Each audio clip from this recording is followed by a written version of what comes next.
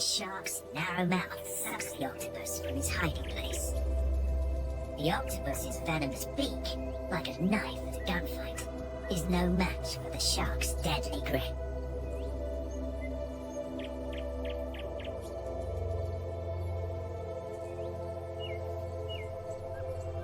Pound for pound, these sharks are far more brazen and aggressive than the great one.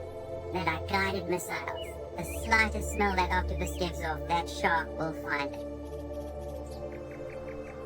The German shark actually got hold of the octopus.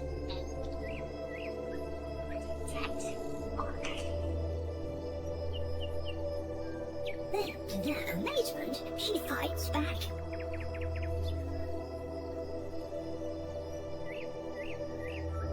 She put her tentacles down, see them coming through the gill, basically closed the mouth.